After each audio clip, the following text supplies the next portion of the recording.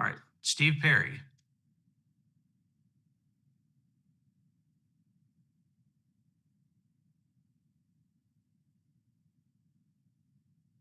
Good morning, I'm Steve Perry. I'm Vice President of the SS United States Preservation Foundation. Some of the things I'm going to talk to you about this morning briefly. Of course, you do have authority over, and that's this reefing plan. So I know you do have a vote in there. Just going to say a few things. Again, I'm concerned about diver safety if a deployment does occur. Don't know if you guys have a hyperbaric chamber, if you've addressed all this thing for potential things. This was brought up last summer. I've spoken to Commissioner Mixon about this and everything, but you're looking at a deployment that could be in divers in the water in 6 weeks. What happens if you have an accident? Have you addressed these issues? Have you prepared for this? It's like building a road and not putting stop signs and street lights and just letting everybody drive like the Autobahn. So you have a responsibility before you do this to make sure the public is safe. With that said, been at least a dozen meetings. I've been here since Mark coming to you guys for almost just shy of 2 years, but a dozen meetings, and zinc chromate issue has been brought up, containing hexavalent chromium every time and everything, and about the, for diver safety. No mention from this board, no consent agenda item, no public agenda item.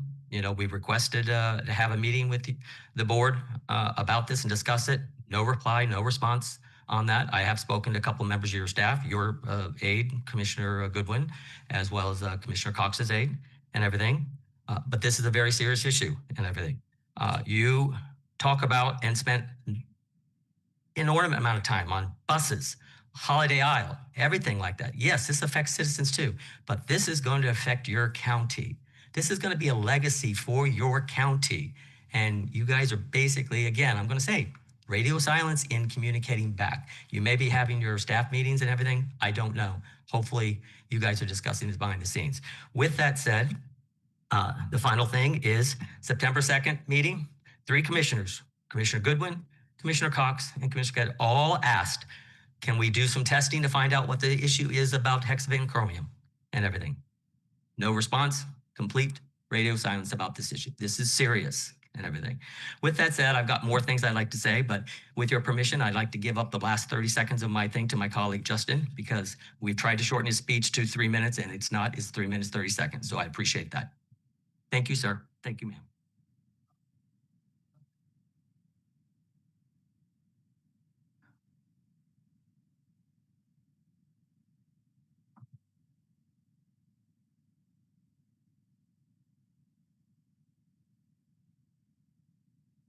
Good morning, I'm Justin Hruby, Chief Sustainability Officer for the SS United States Preservation Foundation. The Marine Protection Research and Sanctuaries Act, also known as the Ocean Dumping Act, requires disposition of material into the ocean and prohibits the dumping of material that would unreasonably degrade or endanger human health, the marine environment, ecological systems, or economic livelihoods such as fishery stocks.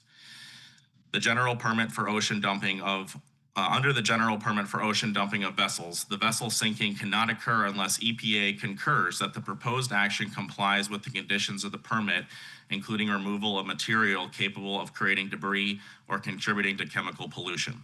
The EPA national guidance document Okaloosa County is using for the reefing process lists the following materials of concern of remediation: oil and fuel, asbestos, PCBs, paint, solids, debris, floatables, and importantly, other materials of environmental concern.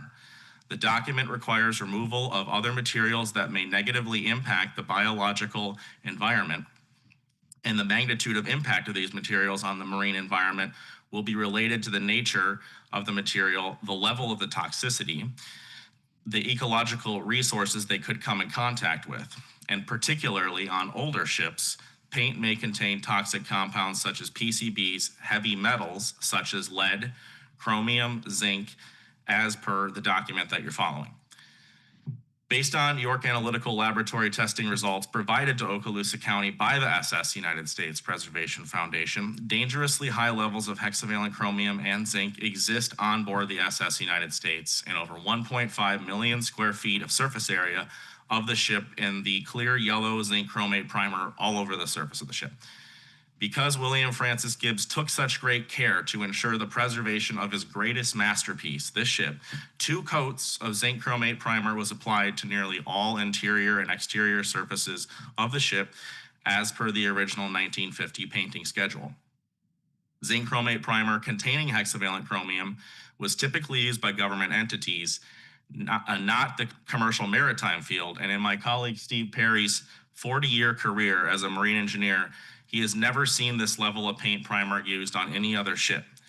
Due to the extent of zinc chromate primer on board the SS United States, and let me remind you, excess of 30 tons, it's unimaginable that this known carcinogen would not qualify as an other material of environmental concern, and it needs to be removed. On page 40 of the EPA guidance document, Okaloosa County states its following: both chromium and zinc are listed under paints. It's clear. This leads me to wonder if your coastal resource management team responsible for this project has thoroughly reviewed the document and fully understands its contents. When observing other artificial reef projects performed by counties throughout Florida, the interiors and exteriors of the vessels have often been blasted down to shiny bare metal and often look clean enough to eat off of. This is not the case with this ship. Just because Okaloosa County decided to purchase a nearly 1,000-foot ocean liner doesn't mean it shouldn't be cleaned to the level of thoroughness of smaller vessels used as artificial reefs.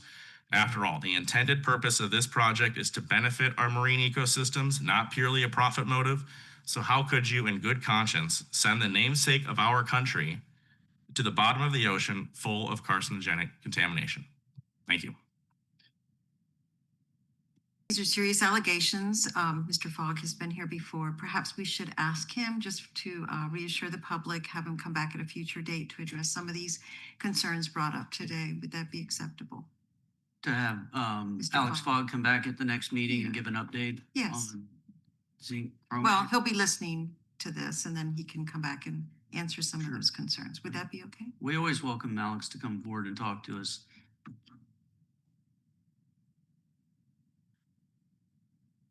All right, come on, Justin.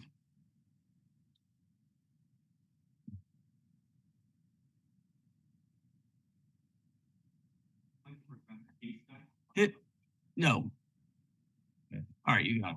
Perfect. I'd like to present a case study from another country's reefing project that they had issues with, and you guys may have a similar experience. It's very relevant here.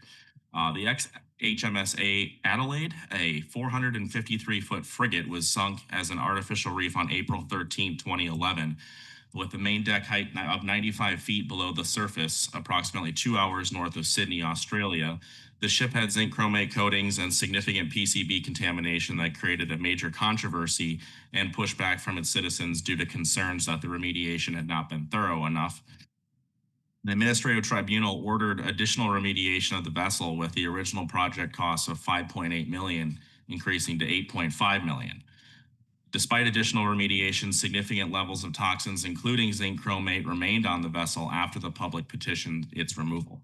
The citizens have a right to be outraged, as zinc chromate is classified by the Australian government as a Class 1A carcinogen, which are among the most toxic and grouped in the same class as asbestos, benzene, and formaldehyde, with proponents of the reefing attempting to claim its success as a dive site. It has been anything but that. In July 2024, a storm broke the ship in two, severely damaging the aluminum superstructure and sweeping most of the marine life, leaving a corroded mess no longer supporting an ecosystem. The wreck has been closed to divers ever since and is now considered a hazard, as the superstructure is a complex tangle of broken aluminum with a risk to divers due to many jagged and unstable structures contained within it. There's a very high risk of the structure continuing to fail, and government officials are requesting the legal status of the site under the Sea Dumping Act. Many officials are recommending full removal of the wreck now because it is no longer serving its intended purpose as an artificial reef, and it's creating a human hazard to human and marine life. Parts of the ship of various sizes have begun washing up on area beaches, with smaller pieces potentially cutting beachgoers, opening up lawsuits for bodily harm. Currently, we practically have the exact same situation here in the United States. A government entity Okaloosa County here wants to sink a ship laden with contamination, despite the public warning them of the ecological harms, in order to boost tourism and revenue from the creation of a dive site. The SS United States has a similar aluminum superstructure configuration as the Adelaide does. What will the state of the SS United States superstructure look like after a decade of powerful storms and hurricanes, which we certainly have here in the Gulf region? Sinking the SS United States may ultimately be a money pit for Okaloosa County in the event that the ship becomes so badly damaged that you have to close the dive site and are now liable for its cleanup and removal. The parallels of the Adelaide to the situation of the United States are uncanny and serve as an eerie foreshadowing of what the future may hold. I strongly urge each Okaloosa County Commissioner to give serious reconsideration to the reefing of the SS United States, as she may not slip so quietly beneath the waves. Thank you. Thank you. All right. Steve Perry.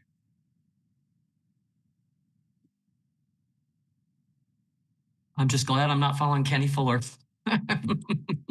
I'm going to continue on with that, but as you know, I agree with my colleague and everything he's telling you guys and everything. With that said, one of the things I wanted to say back in December when Alex Hogg gave his presentation, he dismissed the issue that hexane curling turns into tricurling, and it's just not true and everything. It's only in an oxygen-derived or non-oxygen environment. We all know seawater is H2O. What's the O? Oxygen. So that argument holds no water. With that said,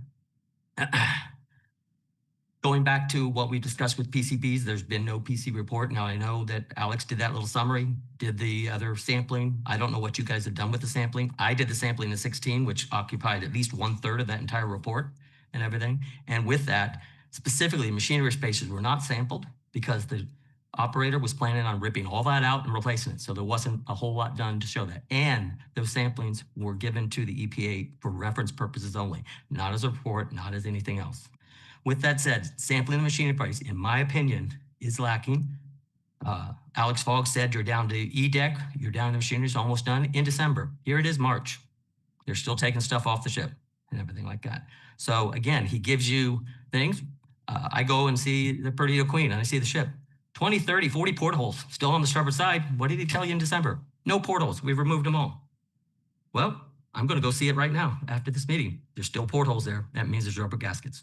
So my concern is you're not getting the full picture of what you need to, and you need to ask these questions. The final thing is related to the pre-acquisition video back in the summer of 2024 that I made reference when Colin Murray, Alex Fogg, there are other people took it. I've watched it several times. Hundreds of false statements made. Now, I don't expect them to know this because they're not a marine engineer like me. Hundreds of false and just guessing. And again, I appreciate the fact that you guys listen to what I say because I know, and I've got it firsthand from people, that you guys listen to what I have to say and your contractor addresses some of the issues when I bring them up. So thank you. I appreciate it. That's why I come here every time I can to speak to you. I just drove over 1,000 miles from Pennsylvania to come here today, after spending last week in Washington, D.C., talking to legislators, which I've done a half a dozen times in the last year. So with that said, running out of time. The last thing is, this is a what if situation, so I appreciate it. What if the SS United States Conservancy Museum was put on that 4 peaceful parcel of land?